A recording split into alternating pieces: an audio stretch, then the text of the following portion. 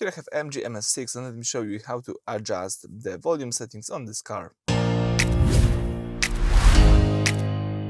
So at the very beginning, let's start by using the home screen. Here you need to swipe to the left until you see the settings icon. As you can see, it's right here.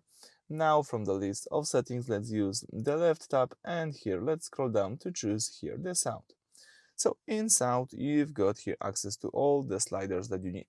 So you can adjust the multimedia, as you can see here, navigation, voice,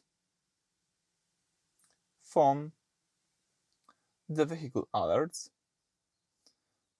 the system prompts, and that's it. So as you can see, you've got here everything in one place, so it's quite useful. All you need to do is go to the sound tab and adjust everything to your needs. Alright, so that's it. Thank you for watching. Please subscribe to our channel and leave thumbs up.